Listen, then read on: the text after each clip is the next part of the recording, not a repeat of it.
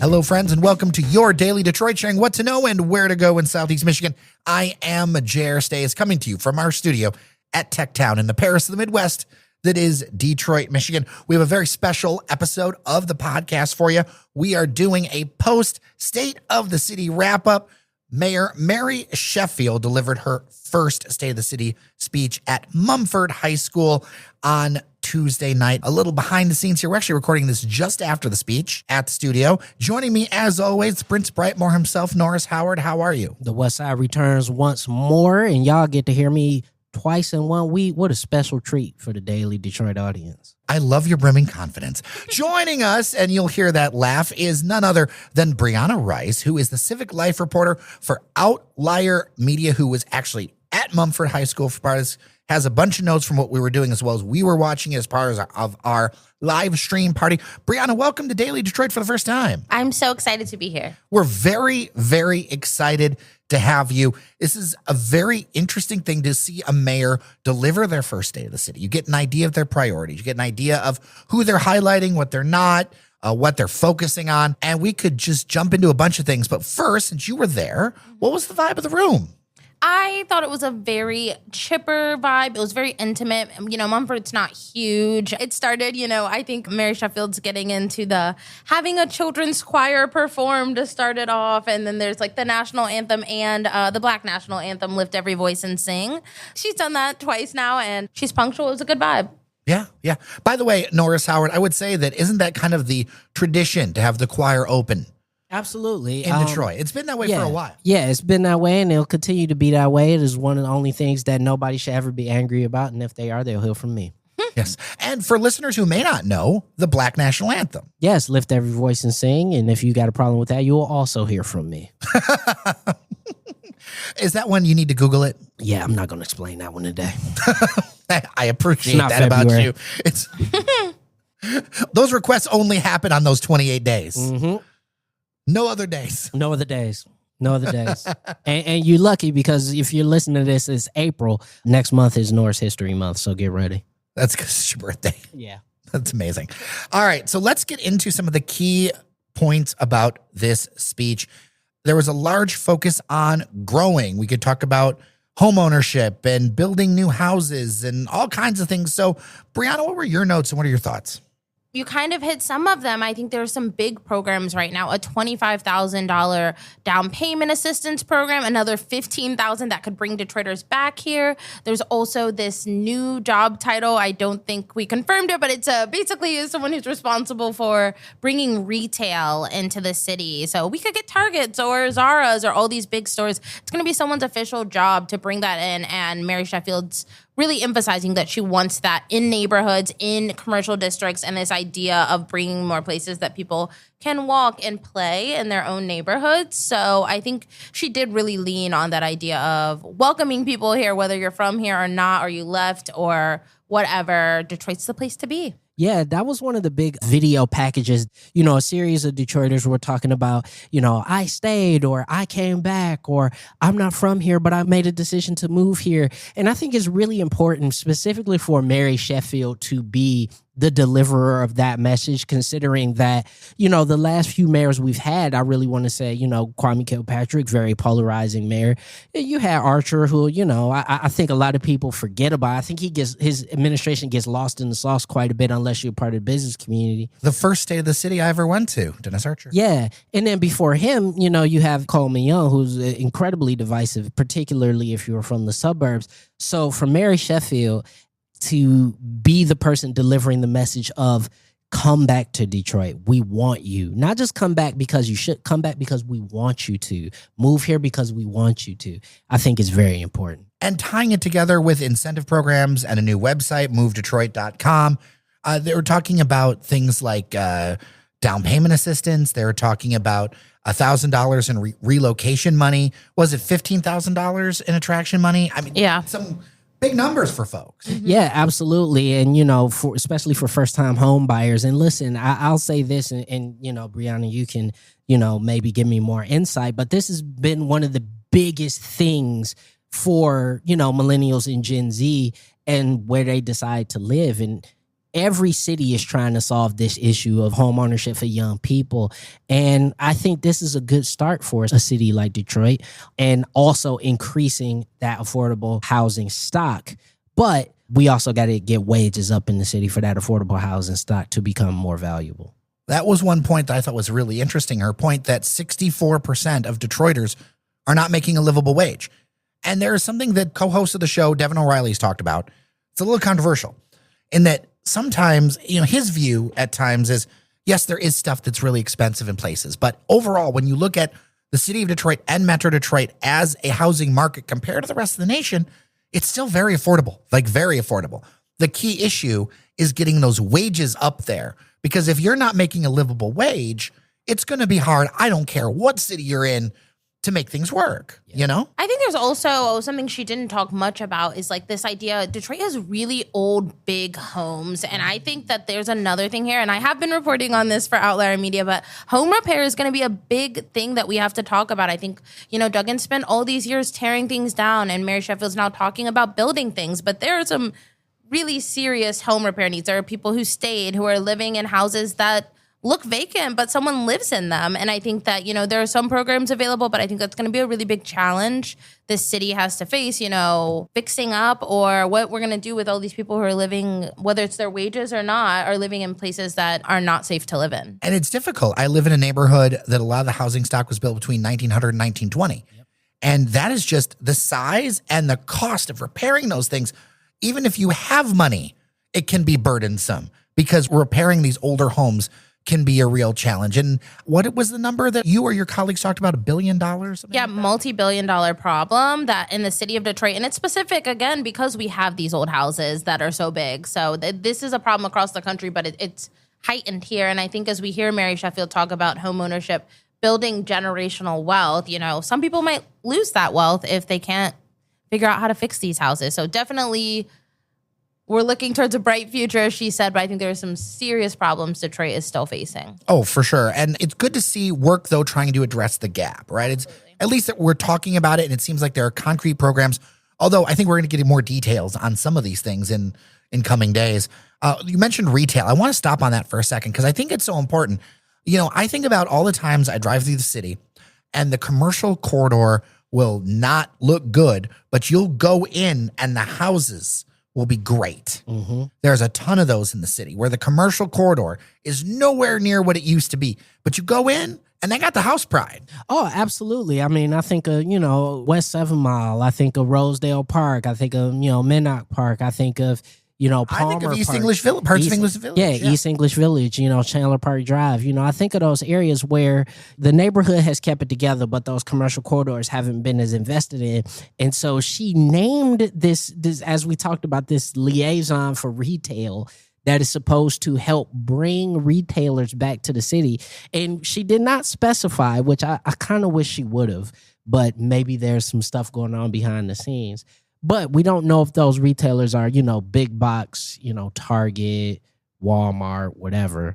Or is she going out and talking to boutique retailers? But she did say big and small business retailers. So this is going to be a thing that I think is going to be incredibly important, because when you go to other cities, right? And I've gone to LA recently, right? And LA sucks in terms of its layout, right?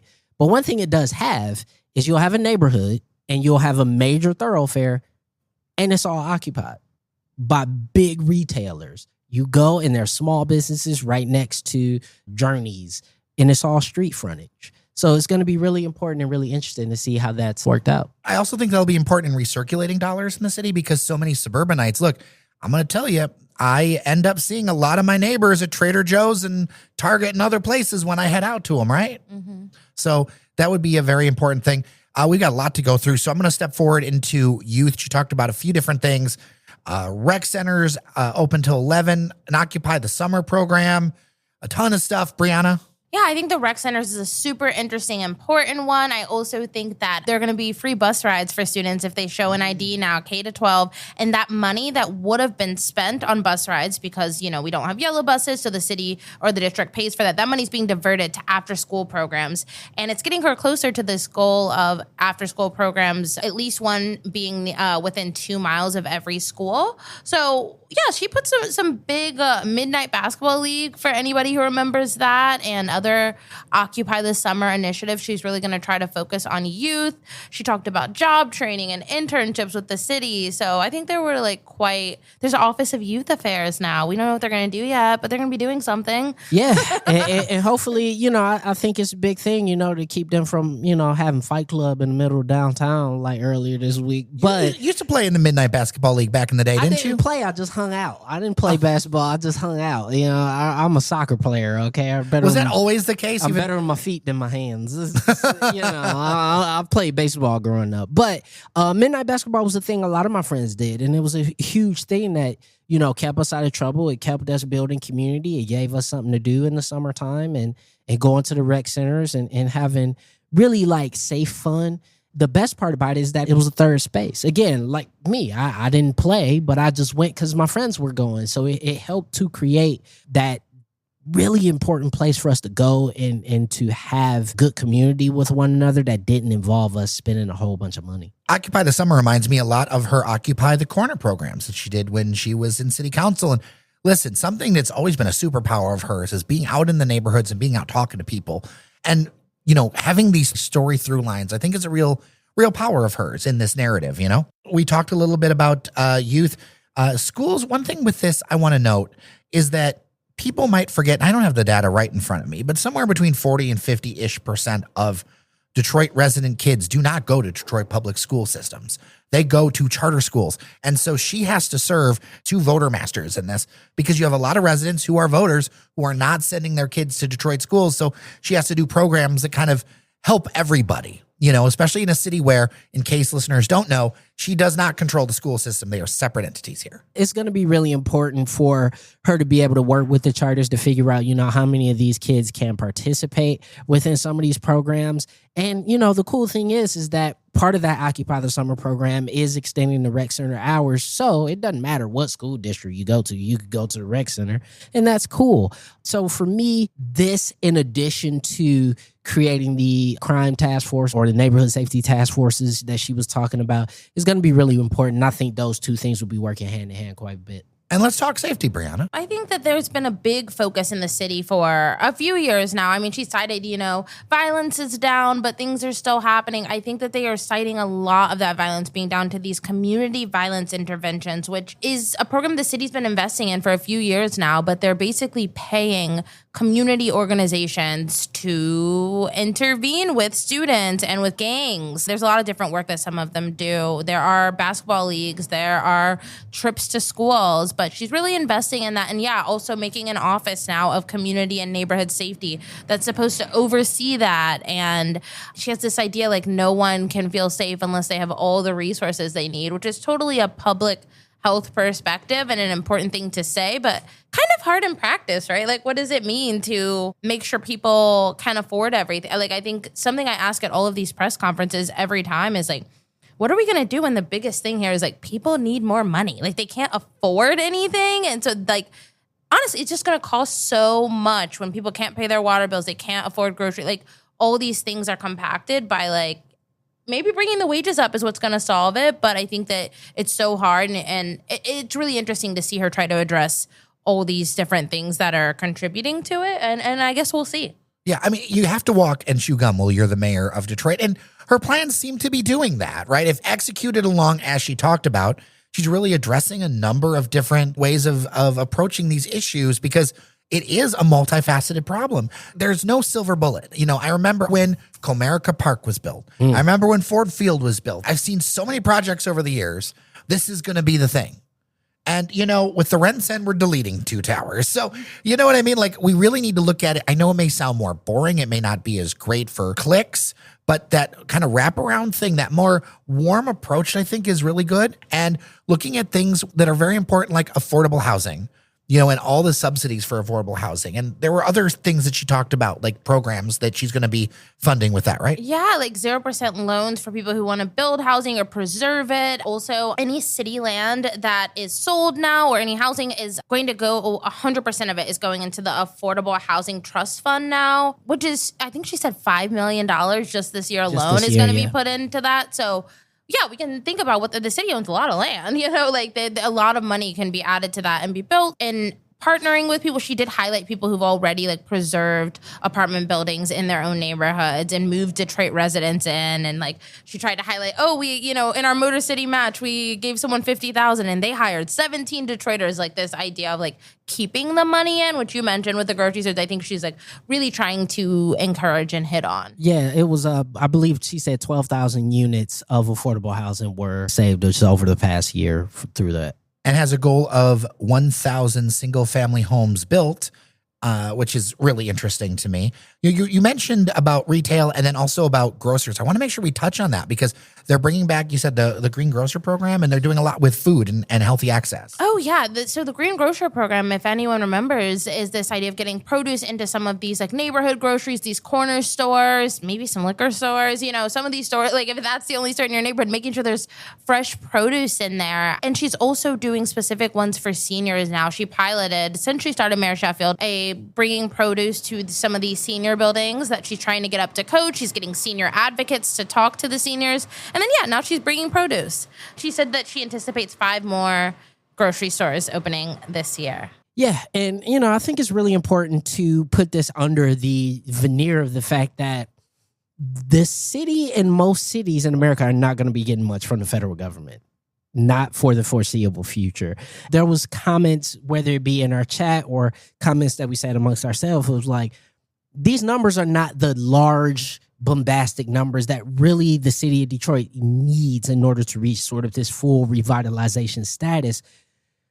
But you're not going to get any help from DC. And I think it's really important that these are achievable goals.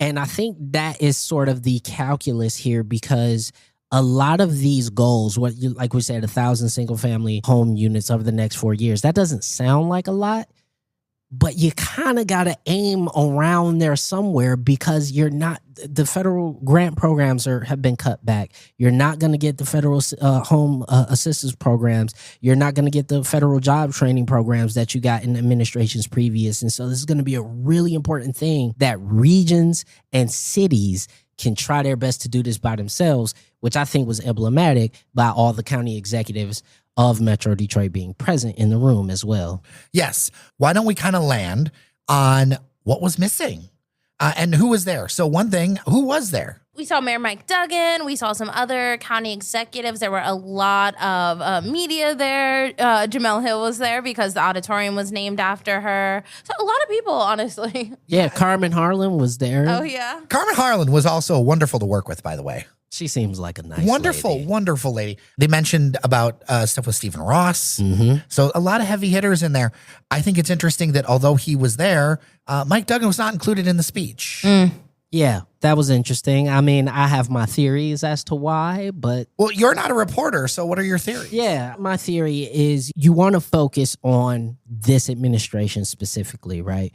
Mike Duggan is running as an independent. Before we get too deep into the politics, there are politics.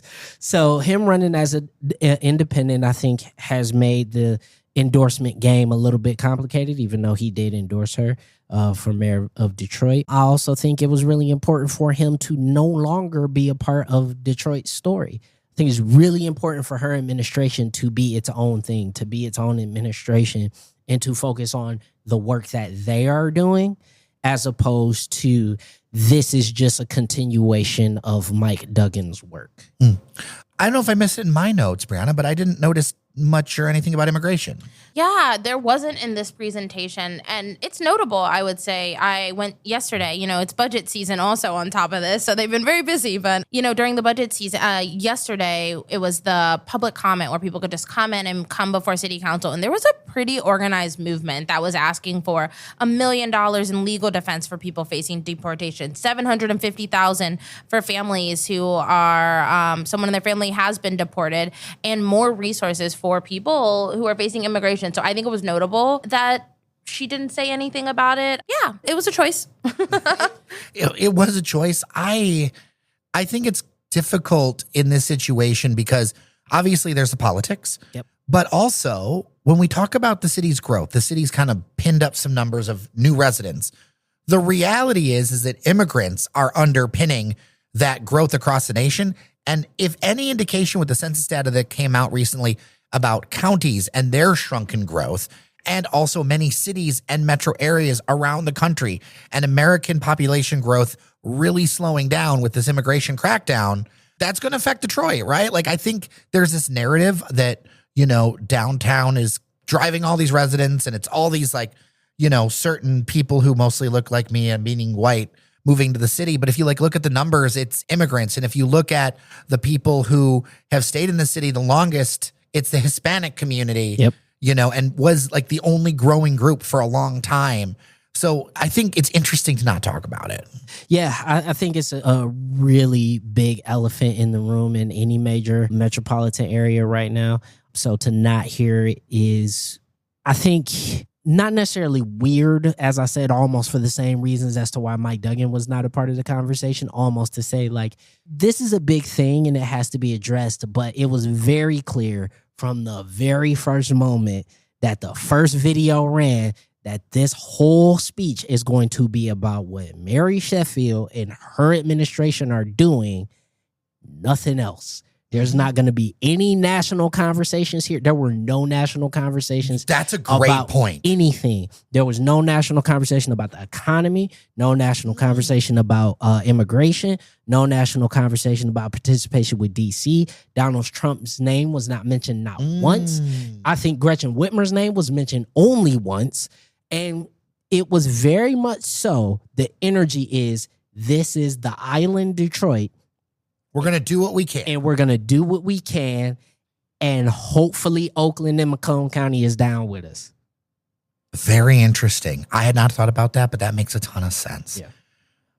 Anything before we close, Brianna Race? No, thanks for having me. Of course. Our pleasure. Please come back. Okay, I will. I really appreciate all of your work and reporting that you do. If people want to follow your work, where can they go? Outliermedia.org. I will have a budget recap coming on Thursday and a quiz where you can see how much you know about this year's budget. So Ooh, Thursday. I love quizzes. Once that's out, we need to have you back on with Steve Watson of Watson and Yates and talk about the budget and all those things that are happening. Because I think that's a really interesting thing for people who don't know. How long does this budget process last? What does that look like? So it's been a month now, and April 7th, next week on Tuesday, is when City Council is going to vote to approve the budget or not. And then they will probably approve it. But if they didn't... Just so you know, historically, yes, they generally do. Yes. And if they didn't, they would have another few weeks to do a final veto, or the mayor could also veto the budget if they submitted it back to her. They're allowed to make suggestions. So through this process, people are, I want to move money here, and they're moving it around. So it might be a different document on Tuesday. And we have a strong mayor system. So one of the key powers that the council has is around the budget. Yep. And that's why there's so much communication around it, because in our system,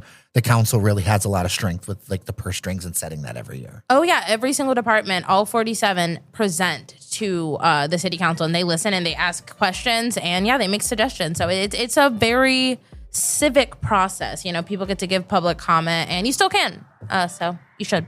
Norris Howard, so good to see you. So good to be here as always, my friend. And you know who else is great to be here? All of you listeners to Daily Detroit. We really appreciate you with us now we're coming up on 1,900 episodes of this show. You've been doing this a long time. Am I a geriatric millennial in my own show? Yep. It's possible. Yep. All right. And also thank you so much to our members on Patreon, patreon.com/Daily Detroit. Local media needs local support to survive and thrive. So join us, get stickers, get swag, get a rocks glass, and our undying support, as well as you'll know first about the events that we throw coming up. We've got a bunch more stuff happening. Again, thank you to Outlier Media and Brianna for joining us today. We really appreciate you. With that, I am Jer Stays. Thank you so much for listening. Remember that you are somebody, and we'll see you around Detroit.